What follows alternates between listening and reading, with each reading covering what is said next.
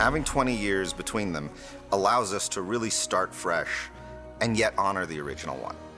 So we're able to connect them, but we're not a slave to being the next morning. It's another great movie about survival. Once more, global survival.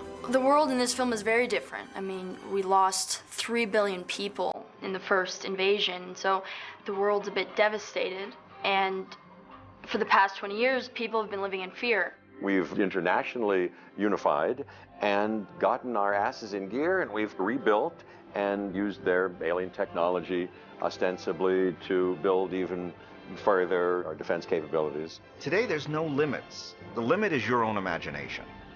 And Roland has an incredible visual imagination.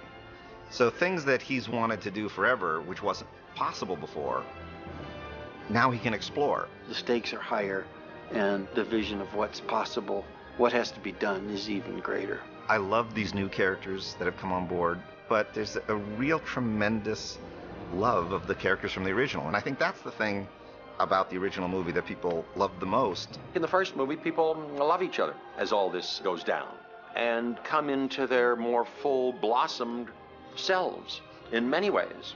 It was Roland and Dean who really allowed that to happen. It really such a joy. It really was. The first movie was very strong. The world that Roland Emmerich can make for you to walk around in. If you're not comfortable there, you must be nuts. The first Independence Day set such a high bar.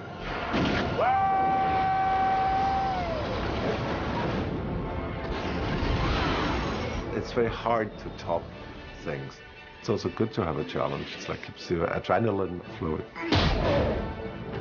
Welcome to Earth. I can't go anywhere or speak any place without someone saying, is there going to be? When is there going to be? Who's going to be in it?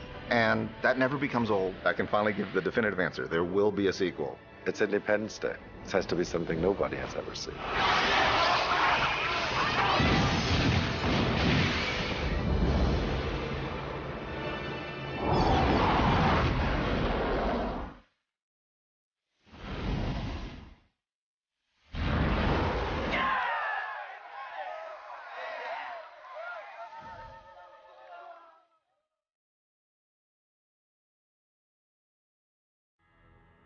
First of all, I think when you do a special effect movie these days, I think you should do something which, first of all, you have to go to the limits of what technology can do. Secondly, you have to create like 1 or 2 sequences that people haven't seen, where they're like totally amazed that this is possible now. One of the things Roland has taught me from the first day I started working with him is it's not the tool, it's the craft. And we would approach every special effect shot on the simplest way to do it first, the tried and true, the simplest, easiest way. Only when that wouldn't work would you go up to the next level. And when that wouldn't work, you go to the next level. So our film does everything from the highest tech, digitally animated, digitally composite CGI shot to little models on wires in front of photo backings, and everything in between. The first thing I felt like was the most necessary to do is actually think about the alien world, because that was the only thing that was completely new, actually. The alien world, there's nothing you can really potentially start from, and definitely not start from other people's work. You try to avoid that and not get stuck in somebody else's style. So usually when I do alien stuff, any alien material, I try to just start from scratch, let myself go. Patrick is a person who is very, very into organic forms. And I think that was his big contribution to this film, to kind of like keep in a way this like alien culture in an organic form, like believable, and doesn't become too alien to us. He's very good at that. We've done tons of designs, and Roland came and picked some that he liked. And the first thing was that's the one he liked for the mothership. He just really liked the look of it, felt like they had a great power to it. The size of the craft relate to the amount of alien coming, and basically all their world is moving together. That's why this thing had to be so big. The simpler the shape, the more massive the element looks like. And actually working through those designs, I started to really realize that actually the simple shape makes the thing look much more massive. And that's, at that point, our direction were toward that thing, thinking, okay, simple, elegant, and massive. The dome thing came very instinctively. We didn't really think about it. It looked elegant. You had those huge giant pods, which I think make this shape work together nicely. The pod is something we couldn't do on a destroyer, for example, that othering the city, because the pod would allow to have the craft sitting close enough to the city. And so we had to get away without that on the destroyer. So we went actually kind of crazy on the mothership, having those huge, gigantic pods. We wanted to tap into pre-existing mythology about UFOs, because people somehow have an idea of what an alien might look like, or what a spaceship looks like, or what that, all these things would be. So what we tried to do is show you that and then take it a step beyond it. Have it look familiar, and then as you see it closer, say it's one step farther. It's wilder than I had imagined. The original concept for the attacker was to make this thing about 100 feet wide. The stage didn't allow us to do that. So we shrunk the craft to what we felt could be the maximum size it could have in there and still potentially fly off that set.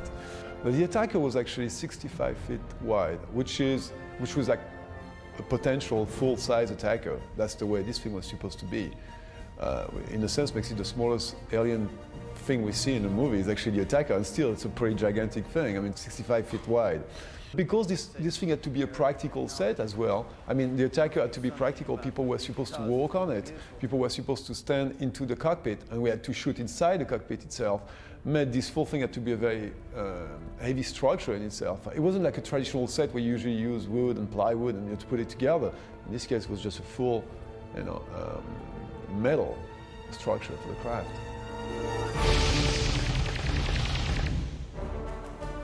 After I read the script and we did a breakdown of the miniatures, there's like more miniatures in this movie than probably any two movies combined. It was overwhelming because there's cities to build, there's alien craft, alien creatures, just about everything you could do in miniatures. We have motion control. I have a model maker down there that runs the electronics and everything for the ship. And then on the other stage 35, which is our pyro stage, we have two guys setting up for our LA street scene. Pretty much every effect person we talked to said, be prepared for a $150,000 shot. And we said, well, why is it so difficult to do? And they said, well, because not only do you have to shoot the street and shoot all the elements of the street that happen, but you'll have to digitally create the fire that rolls down the street and then digitally composite that into your shot. And that's going to be very expensive to make that look real. And Roland said, well, why can't we just do that all in camera? And everyone said, well, it'll look fake, it'll never work. And Roland said, I think I could do that in camera. So Roland came up with this idea that we build the street on a large platform, make it 1/24 side, enormous buildings, then take the entire platform and stand it on its end. Our miniature, it's 24 scale, it's about 8 feet wide, 20 feet long, and it's going to be a street where we're going to show the wave of destruction coming up the street. Always fire also wants to go up, especially like when you do it in a miniature way. We wanted that the fire comes right at you, so the street had to become pretty much a chimney for the fire. And it's hanging on a scaffolding at about a 10-degree angle. So when we have our destruction and our fire and everything start here, it will run up the street as it eats up the fuel. And our camera will be mounted about 5 feet off the set at the top.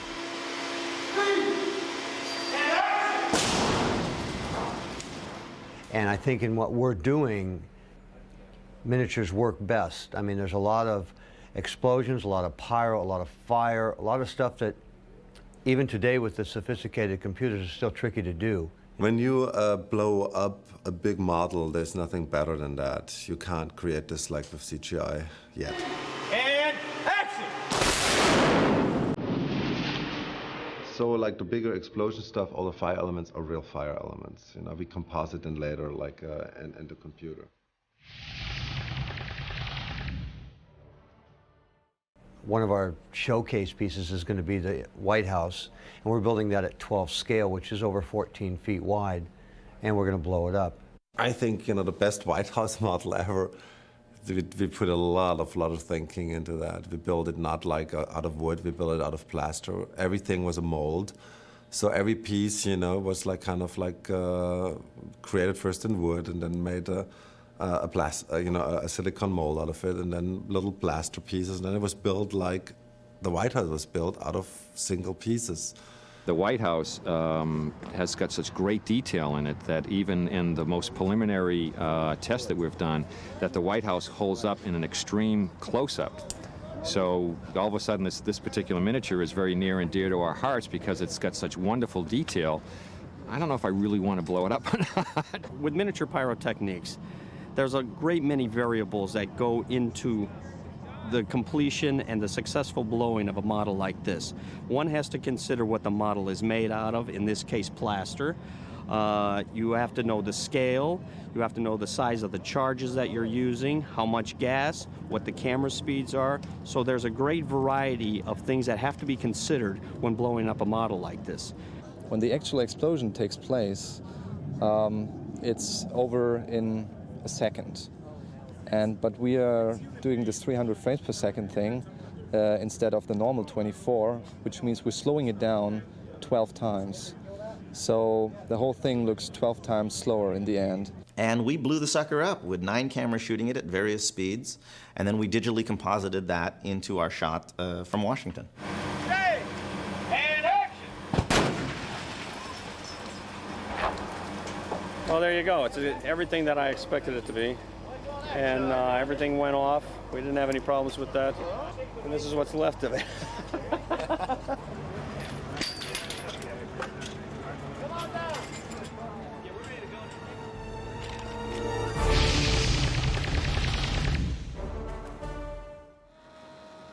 I think old-fashioned effects, will never die out because they're simply too good. We sometimes make a combination of like model, motion control, photographed models for the foreground and then go like digital CGI in the background. We have the model mounted on a 3-axis gimbal, which controls basically the ship's attitude in space, which way it's pointing. And then the actual forward, any motion is created by the camera, and that's all running under motion control off the computer here. The motion control system is basically a very sophisticated, high-precision motion tape recorder, editor.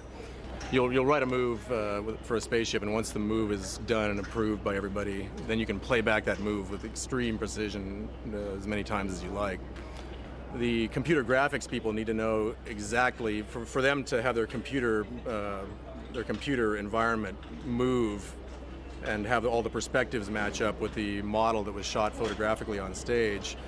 The computer graphics guy's computer has to know exactly how the camera on the stage moved. It has to be a very precise recreation of the motion that occurred on the stage. So the computer allows us to record all that motion, export it on a disk to the computer graphics people, and they can plug that in and use that to match up their background to our model foregrounds. I did 2 concepts for the alien. I did one that was this tall alien fantasy, let's say, not the way people picture an alien to look like, a real alien. And the other direction was doing something more in the tradition what people think an alien should look like, which is this little being with a bigger head because the brain is big and they're very clever people, bigger eyes. That was the 2 directions. And still giving it kind of a surrealistic look about, having just 2 fingers and maybe not being able to propel itself on the ground, just to make it a little bit more, less human, if I would say. Those 2 designs were on the wall, and Roland came upstairs and looked at it and decided, looked at it for a little while, he said, I love that, but I like this too. What am I going to do? And actually, he did come up with the idea of using both alien. Because on the one hand, I kind of wanted to kind of follow the mythology, which like people think, like aliens look, and there's a certain kind of image everybody's constantly drawing, and I wanted to stick with that. But on the other hand, I thought it's like terribly boring. So what we did, we kind of created first like an image of the alien which you think it's not like what you think they look like, to later then discover, in a surprise, that they exactly look like we think.